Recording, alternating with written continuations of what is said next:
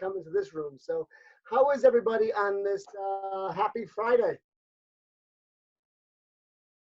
Feel free, if you want to interact, feel free to unmute, thumbs up, all that fun stuff. So good to see you all. Today, I want techno on the next call. I see AC/DC on the next call. If we could just figure out how to do music, we will have plenty of good music going on. And I've got complete faith that Emily Humler will take care of that. Every morning I catch up with Emily and Aaron, and me and Emily have now started greeting each other the exact same way. We greet each other like Kramer used to greet Newman. You guys remember that? Hello. Is that when you guys are wondering where I am because I'm always late? Yeah, this is what me and Emily talk about when you're 10 minutes late every time.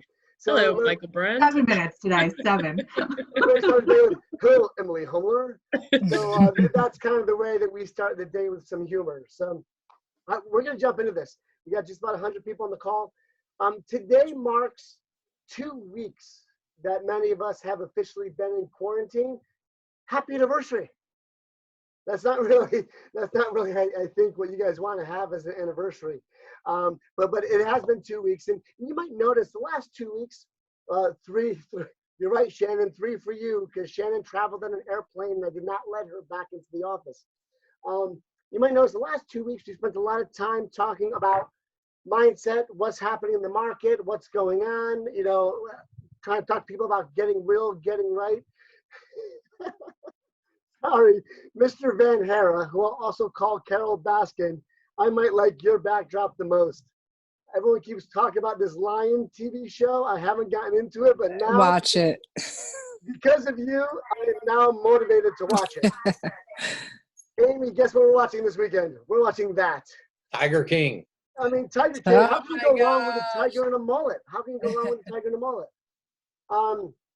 So we've been talking about mindset. We've been talking about the market.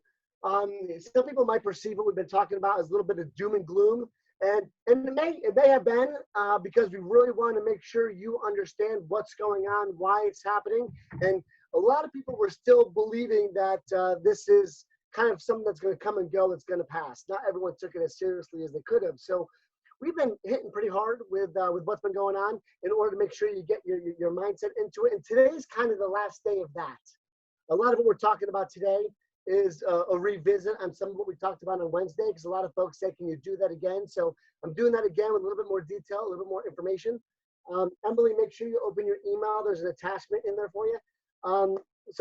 Today's kind of the last day of that.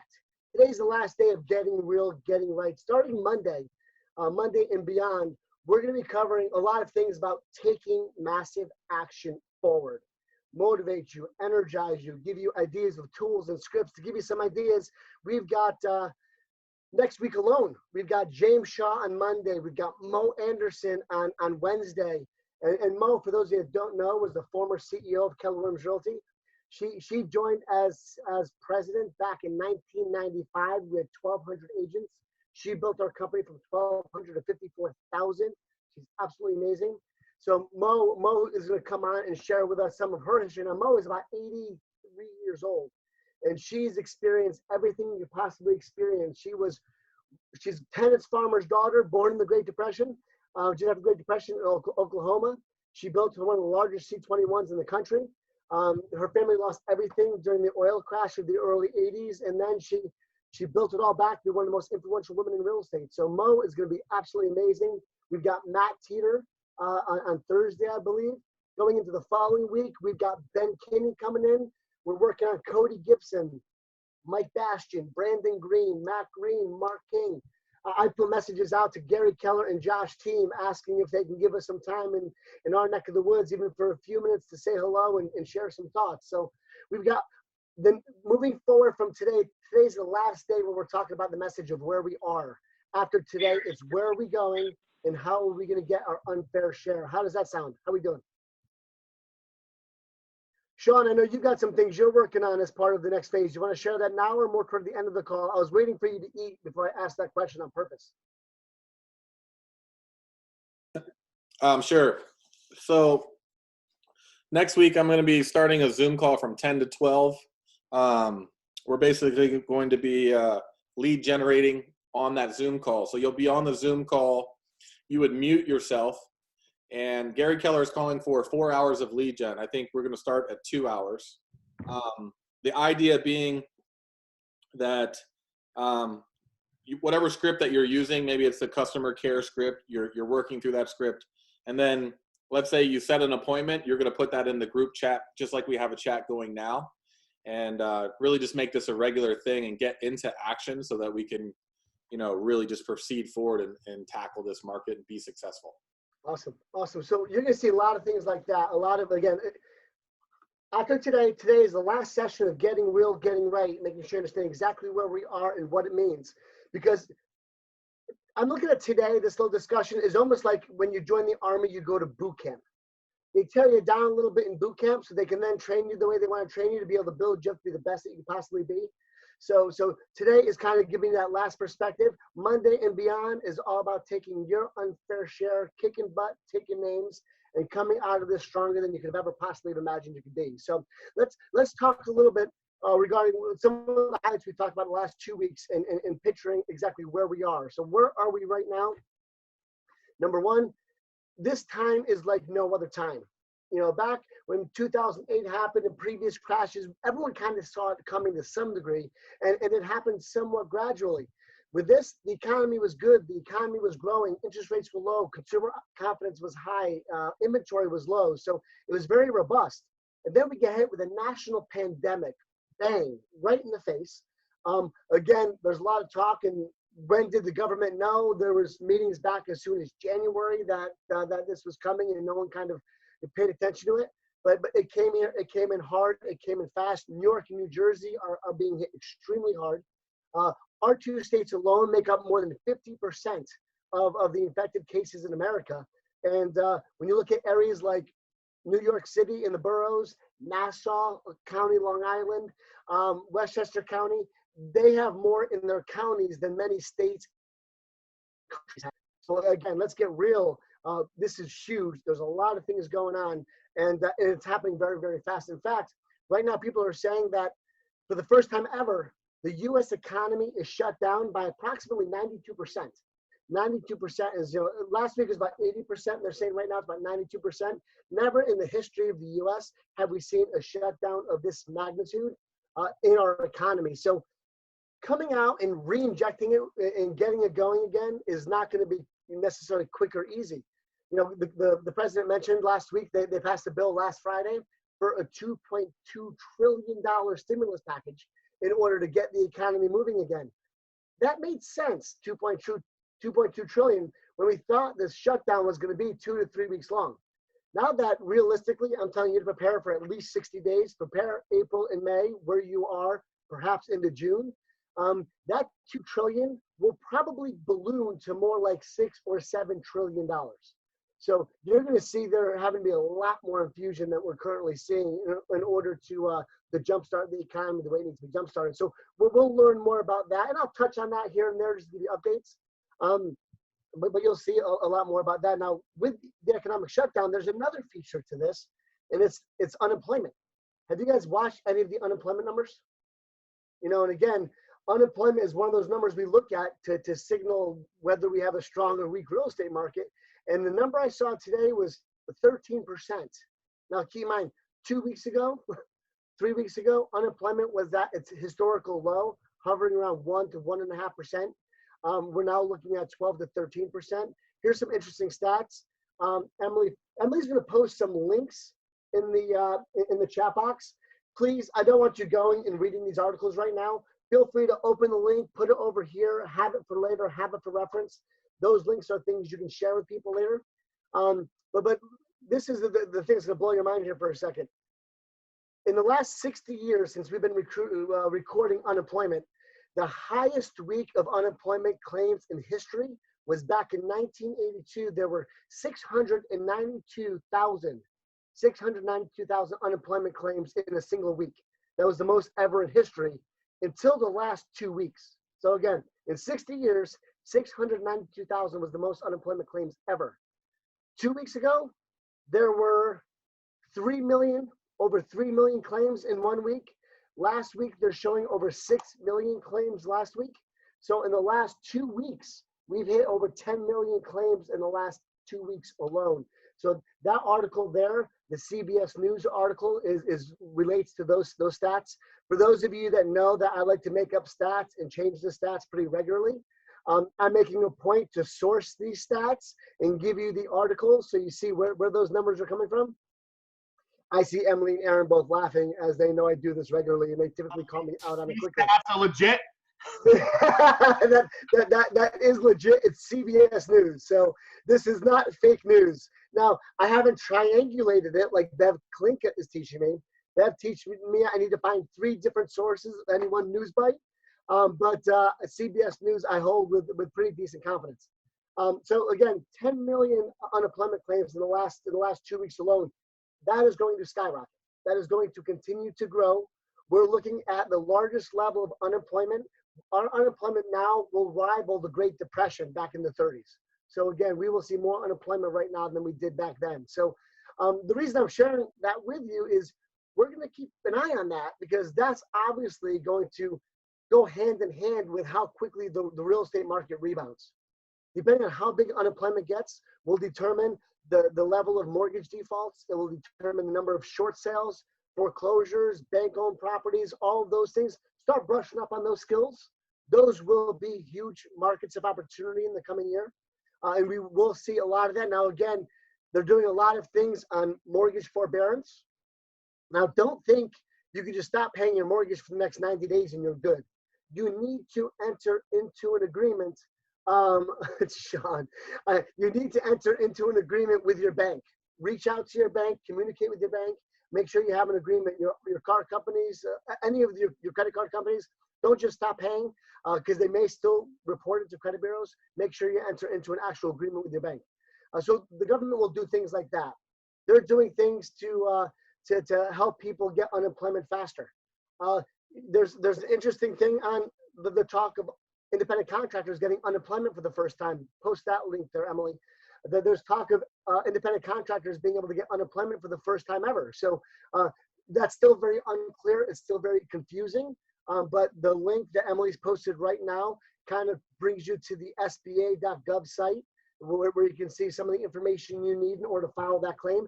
Now, the early news I'm hearing is that we may only be eligible up to $10,000 worth of unemployment. And I'm looking at the people on my primary screen. Kelly Holmquist, thank you. There was a great helpful email from NJ Realtors today with instructions on that too. So if Bev or Kelly can forward that to Emily, Emily can maybe post some of that in the chat box. If it's only up to $10,000, I don't want you to rely on that.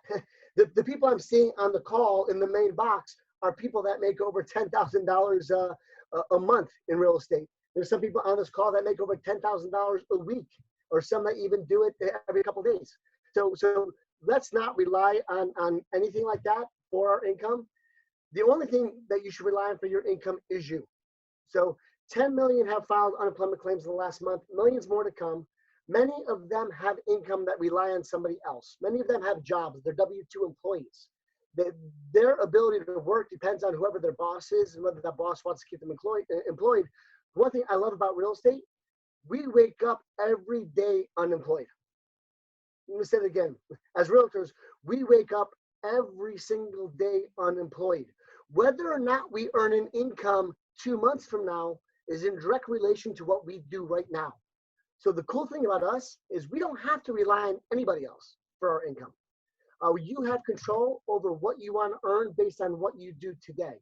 So the next few minutes, I'm going to be talking about exactly where things are today in the market. And then we're going to talk about some of the things you need to be doing going into this week and next week, making sure you've got control over your income moving forward, because no matter how bad the real estate market gets, there's always people that need to buy. There's people that need to sell. So if you're doing the right things, you can make money in this market regardless of what's going on in the market. That being said, here's some quick stats in New York, New Jersey, Connecticut. We got 3 different states on the call right now. New York, New Jersey, Connecticut, New Jersey, GSMLS, from a GSMLS perspective.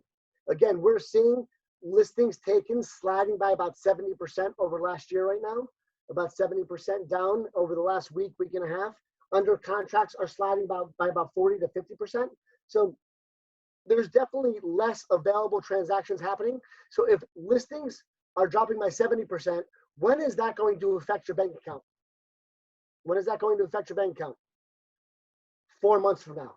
In New Jersey especially, we take listings today, they sit in the market for 45 to 60 days, they go under contract 45 to 60 days till closing. So that listings, the best 70% drop in listings taken is going to affect our income 4 months from now. Those under contracts dropping by 40% are going to affect our income about 60 days from now, 45 to 60 days from now. So again, all these things are leading indicators.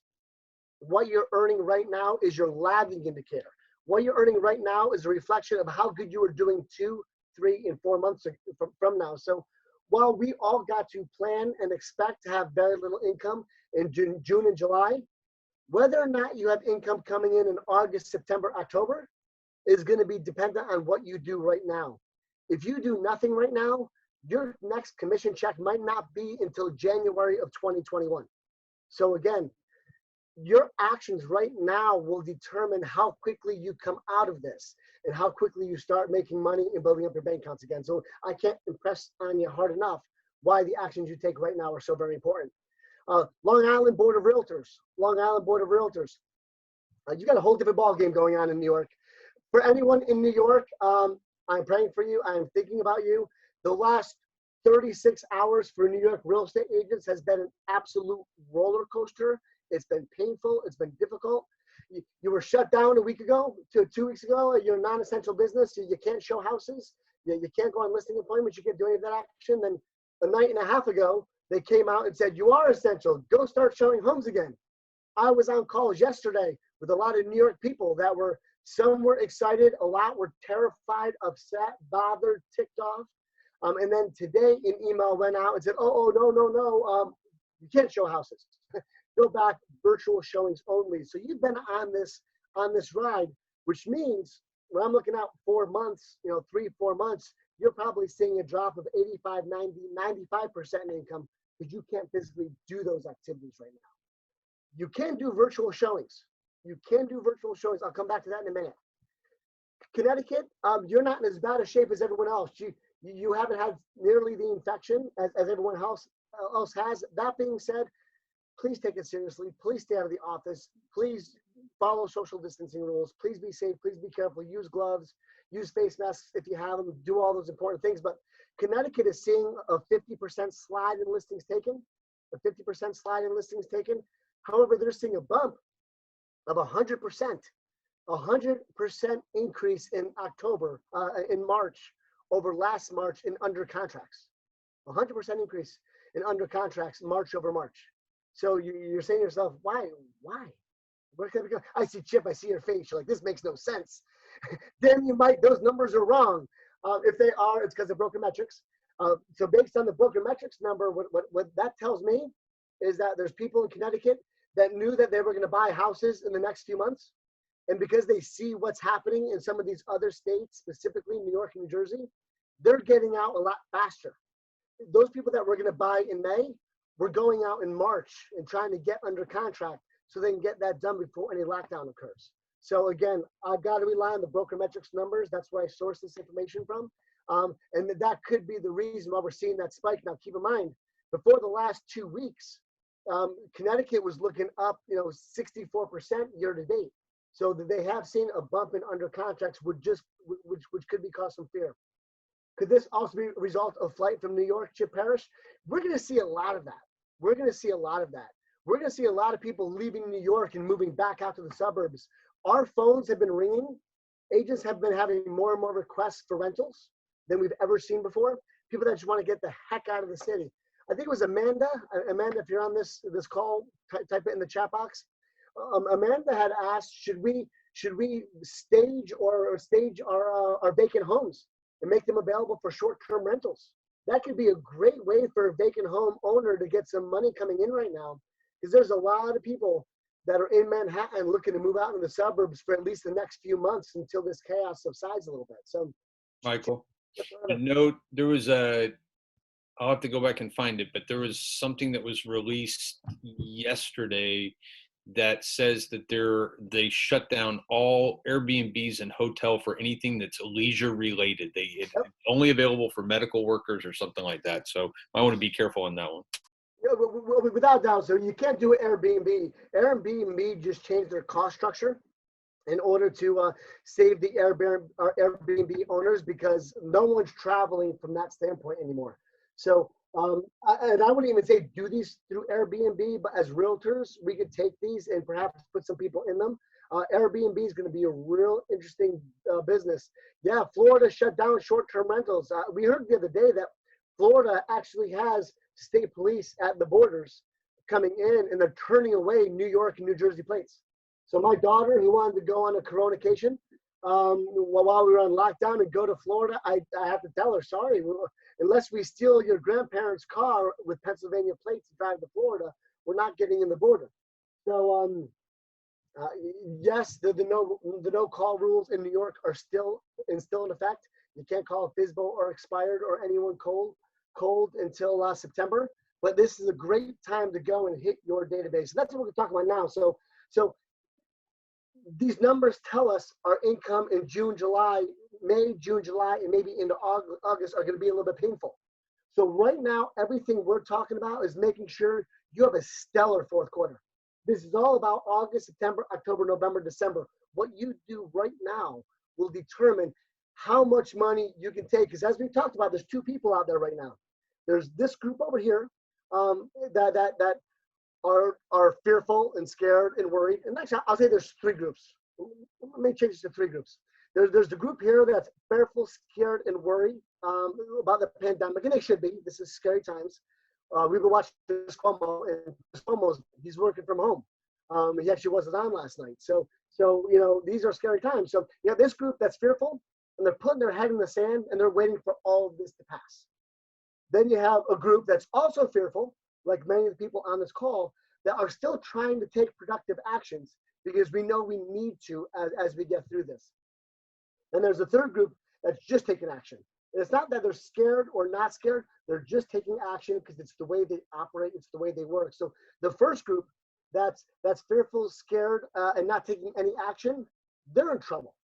They're in trouble. They're at risk for perhaps not being in the business 6 months from now. Because if we wait to take action until we get out of this, it's going to be too late. Because these other two groups that are doing some degree of actions right now, they're going to be the ones the buyers and sellers think about come July when they're ready to do something. When things calm down and we start coming out of the house. And I do believe there's going to be a lot of people really sick of their house as this quarantine ends and looking forward to moving. Historically, the years where we have the harshest winters, we have the strongest spring markets because people are stuck in their house with a lot of snow and they tend to get sick of it and look for a change. So we're going to have a large degree of people that may be very interested in the change coming out of this. So let's talk for a few minutes on what the heck we can do right now.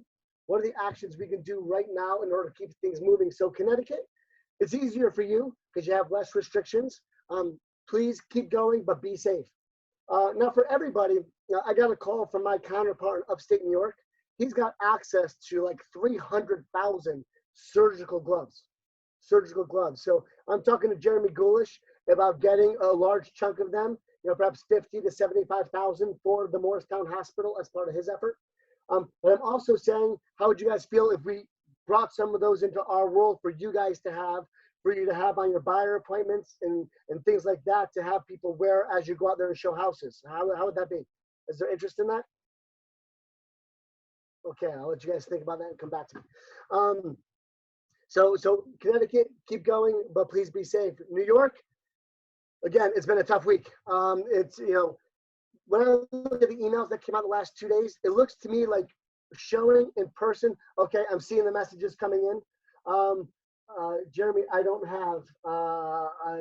So again, I'm making arrangements. Jeremy Gulish, we're going to talk about how many we want to get for Morristown and how many we want to get for us and our buyers. Literally, I can get 140,000 surgical gloves.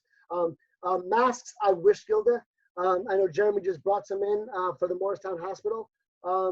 Yes, I will get gloves. And Jeremy, if we can find, if you happen to be able to get masks again, let's see if we can par out some masks for realtors. Again, hospital comes first. And I'm not saying a lot, but if every realtor that's still showing houses can have one mask, that would be a huge plus.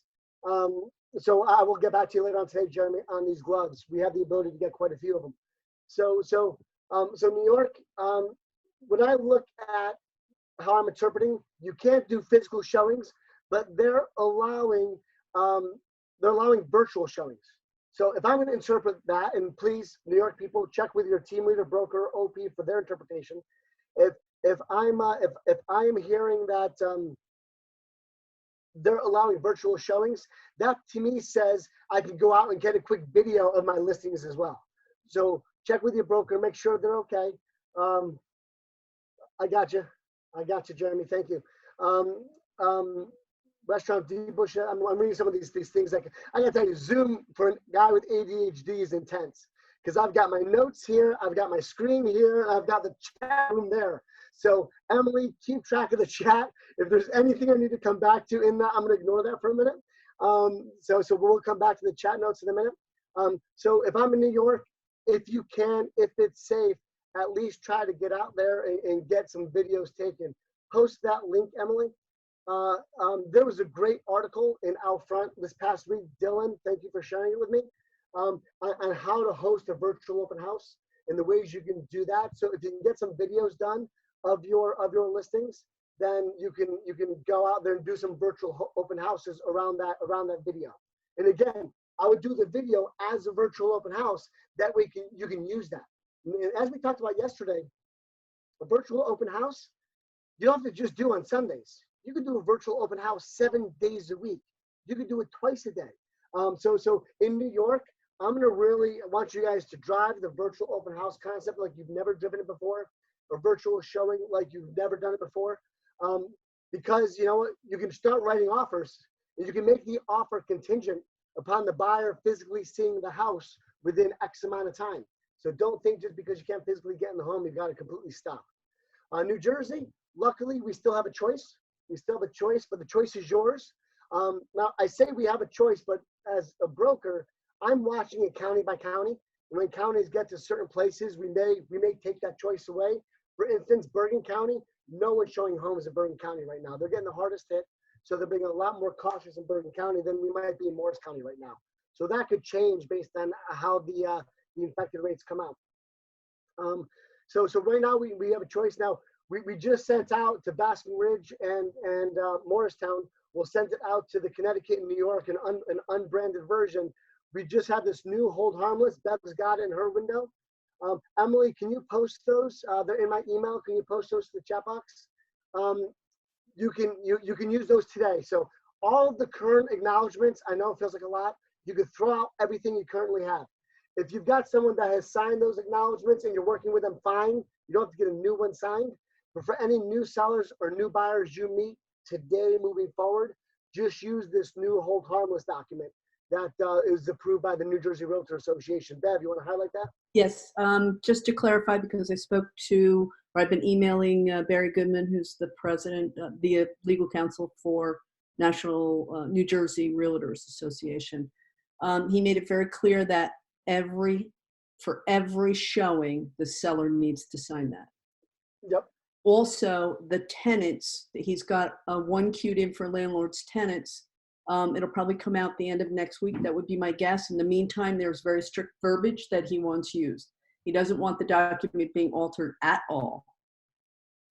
Gotcha. Okay. So if anybody's signed something already, that's fine. It stays in the queue. But moving forward, every seller has to sign this for every showing.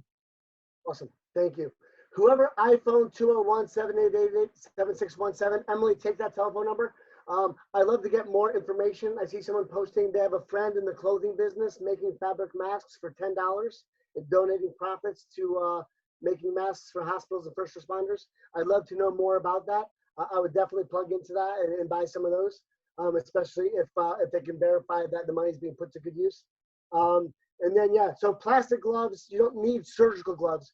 The only reason this person has surgical gloves is they actually have a friend who's in the tattoo business with multiple tattoo parlors. And with them being shut down, they've got a huge supply of gloves that they bought for those parlors, and they need the money. So they're selling them. So, and they're selling them for under market. I mean, they've got literally 380,000 surgical gloves that they can share. So, can the sellers pre-sign it? I would say yes to that. No, they can't. No, can they pre-sign it and put a part of the loop? Dad, unmute yourself. So here's the problem with that. You can have them sign it, but they still have to date it every single time, right? This is date sensitive. And the other thing that they don't put in there that I put in the email is that we should make sure that we have the agent's information as a contact tracking, God forbid, right? Make sense? Yep. Okay. Yep.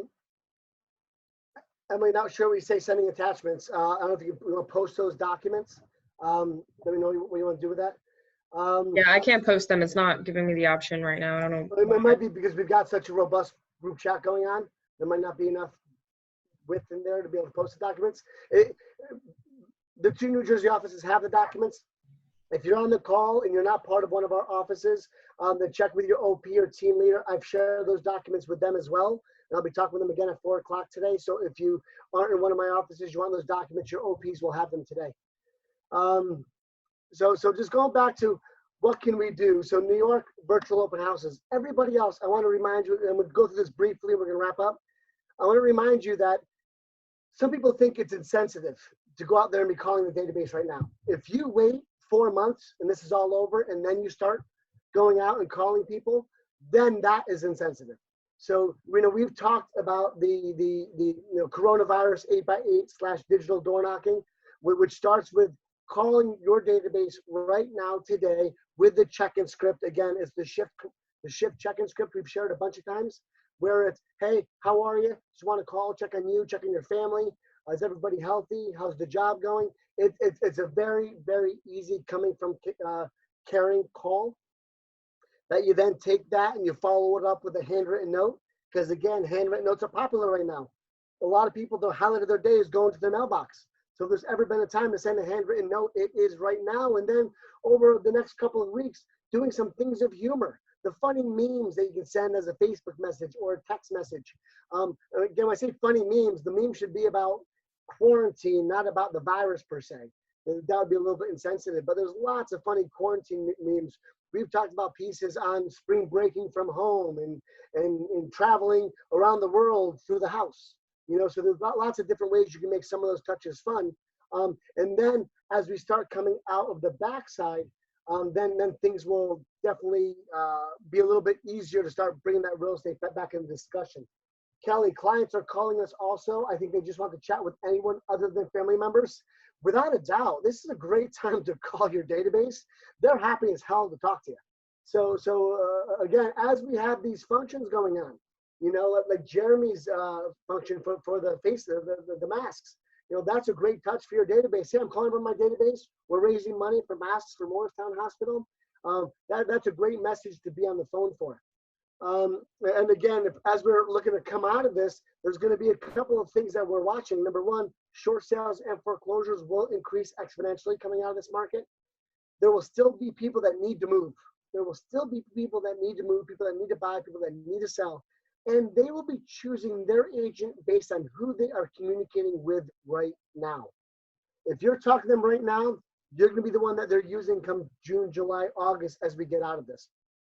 If you're putting your heads in the sand, then they're going to forget who you are. And there's going to be other people calling them. So this is the time to make sure you're getting face-to-face with those people. One thing I do know is the interest rates will remain low coming out of this. The government is not going to be able to take the risk of increasing the interest rates. The question is going to be supply and demand from the banks. But I see no reason why we shouldn't see some positive interest rates. The other thing that I expect is the government will be spending a lot of money to boost the economy. A lot of money. The 2.2 trillion, I think, is just a start. I think we'll see that at least triple by the time this is done. So there's going to be a lot of push coming out of this. And one thing we know historically, both at the state level and the national level, coming out of the last shift, everyone agrees that real estate is good for the economy. And everyone knows that in order to keep the economy moving, we have to keep helping people buy and sell houses. So there's going to be a tremendous amount of support for interest rates for the mortgage business in order to keep things moving in a positive forward motion. Whew, how are we doing? How are you feeling? So I'm going to jump on the chat box right now. If you have a question, raise your hand or put it in the chat box and we'll see what we can do. Yes, Limbon says, yes, I think I'm feeling good. I love you. I love being in business with you. I love your energy. I love your excitement. Kelly Holmquist, thank you for this morning. I heard your session this morning. It was amazing. Can we talk about agents from other companies and their cluelessness with regard to this market? Yeah, let's talk about that for a second. I mean, I don't know who you guys are talking to, but is Weicker and Coldwell Banker and Remax, are they doing these kinds of Zoom trainings? Are they getting together with their people? If you're co-broking with people from those other companies, ask them what kind of advice they're getting from their brokerage, what kind of advice they're getting from the company. And when they tell you, not a whole lot, because I haven't heard anybody doing this stuff, invite them onto these calls. Invite them onto these calls. And it doesn't have to be, what's up, Michael Brand Jr.? It doesn't have to be, you can see Michael gets his guns from his dad. That's it, baby. And when you're talking to them, this isn't about recruiting. This isn't about recruiting. We want them on our calls so we can help educate them on what's going on, because it's a lot easier to sell a house when the person on the other side has the same knowledge that you have. So if no other reason, invite them to these calls so they can get knowledgeable about what's going on in today's market. Can you confirm our showing rules? I have an unmarried couple who does not live together who wants to see houses. Is that allowed? Bev Kalinka, the way I'm interpreting it is it's one-on-one showing at a time. I'm interpreting it that whether they're married or unmarried, I don't care. If you have a couple that wants to look at houses, one stays in the car, you show it to one person. If they like it, bring them back out and show it to the other person. There should not be any kids. There should not be any kids in any of these listings. Kids should not even be in the parents' cars. Keep the kids at home. Whatever you can do. If the kids have to go, keep them in the car. It's one adult at a time with one realtor. Bev, am I right there? Yeah, and the marital status doesn't make any difference, right? But one-on-one is very specific, right? The form references those additional parties. Every showing gets a signed form. Every showing gets a signed form. That was Bev responding to Sherry. Just a reminder that a holiday card and sticker day is approaching. Good way to keep in touch without a doubt. Christine Altamiro, I love you. They love to hear from us. Problem is I can't get off the phone. Some have been up to 40 minutes. Yeah, that's a pleasant problem. When you see that happening and you're looking for a reason to get off the phone, but the people are still starving for interaction, I would go to, hey, listen, I'm thinking about doing a happy hour for a lot of my past clients. Would you be interested if I sent you an invite to that happy hour? That could be a good exit and a way to bring them into another social setting.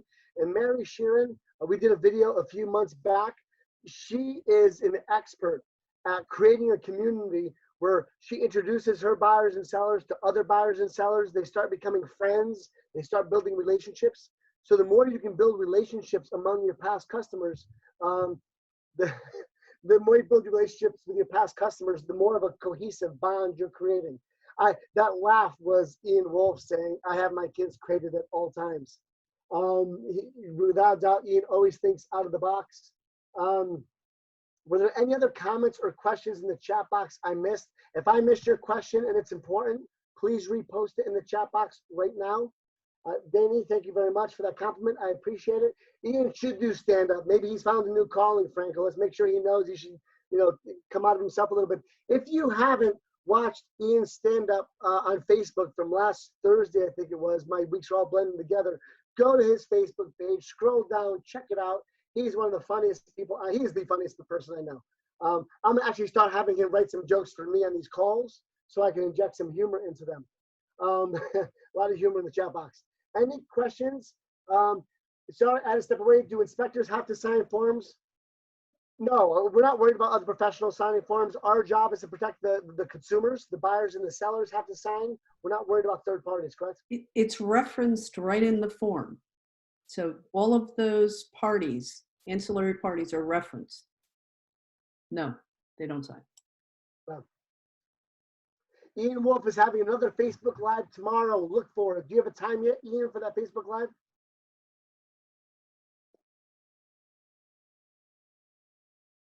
Not yet. Can we confirm showing rules? Sorry if I missed it in the previous meeting. If we were showing a house to a couple, Yes, Karen, we actually just talked about that about 60 seconds ago.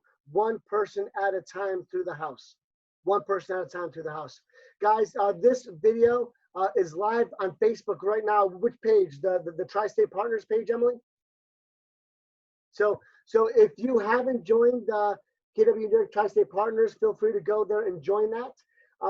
We will also post this page on the individual Market Center websites. If you're not on any of those Facebook pages and you want a copy of this video, Adam, I love your photo right now. That is so much fun. If you want a copy of this, you just posted the link to that particular page. If you want a copy of this video, let us know. We'll make sure we get it to you. Any other questions, comments, concerns, excitements that you want to share with me or with the group? 35 people on. Any other questions you have before we wrap up? That was just answering questions there. All righty. Well, guys, it's been 2 crazy weeks. Please get yourself mentally prepared for at least 6 to 8 more of these weeks of doing this. Mark your calendars for next Monday at 2, next Wednesday at 2, next Thursday at 2. Wednesday especially. Mo Anderson is going to be amazing. We're expecting 800 to 1,000 people. I'll come back to the question. 800 to 1,000 people in the Mo Anderson call. So if you're on this call right now, when you come for the Wednesday call, I'm going to suggest you log in at 10 minutes to 1:50. That way you get on the call, because the call might be closed off by 2:05, 2:07. So make sure you get plugged into that call early. Yes, Bev just answered that. One person at a time. It's the realtor will always be in the house with one buyer, then the other buyer. You can't send your 2 buyers in alone. So get ready for next week. We're gonna have good speakers. Next week will be a lot about mindset, a lot about motivation, a lot about getting up there and doing the actions and getting excited, because if we get after it now, the other side of this is going to be a huge opportunity for all of us and for our families. And I've said it a few times. I will say it again. Guys, we will get through this. We will get through this stronger. We'll be better for it. And we will be more opportunity, more wealth, and more income down the road if we're doing the right things right now. We're all in it together. We're supporting each other. If you need me at all, text me, email me, call me. Everyone on this phone, the team leaders, the staff, we're all here to support you. We're only a phone call away. So I have to answer that last question. I can't help myself. Do we sanitize the seller's house? No, we're not. We're not in the cleaning service. We can't take responsibility for sanitizing. Our job is to make sure we're wearing gloves and protective gear going through the house. We're not touching railings going upstairs. You're not touching tables. You're not touching. Really, with gloves, have the sellers open all the doors of each of the rooms before they leave. So really, in a perfect world, the only thing you've got to touch is the handle on the front, on the way in and the way out. But you should be able to get through. Yeah, I love that, Bill. Lights on, doors open. Please educate your sellers. Lights on, doors open. That should be a hashtag. That should be like a realtor. I think we're going to take this, Bill Chevalier, and we're going to make this a whole realtor mantra. Lights on, doors open. Only touch the front door handle with gloves. Get in and out safe. Copyright pending. Get in and out safely. Guys, I appreciate you. Before you leave, I want you to do me one quick favor. Don't leave. Before you leave, I want you to go and throw in the chat box. I want you to write something in the chat box. What's the one thing you're going to do this weekend for yourself or your family to recharge your batteries, rejuvenate your energy, and get yourself excited about coming back and doing this next week? So again, one thing that you're going to do this weekend for you, for your family, to re-energize, rejuvenate, and get yourself back on top. And I'm going to sign off. I'm going to stay on because I want to see some of these things to get some ideas for myself. Us personally, we've got this one room in our house that has this obnoxious green wallpaper that we've hated for a while. So last night, even though my wife's been asking me to do it, when she wasn't looking, I went in there with Kayla and we both ripped off huge chunks of wallpaper. And then I brought Amy in to rip off a chunk of wallpaper. I brought Tyler in to rip off a chunk of wallpaper. Michael's going to do it today because we can't turn back now. So we're ripping off wallpaper and doing some work in the house because, as I might have mentioned, I am crazy. Home improvements and cooking are the 2 things I enjoy to recharge my batteries. And when I can do them with my family and my kids, it is just fun. So thank you for being here. Thank you for plugging in. See you next week. Have a great weekend. Stay safe. Stay healthy.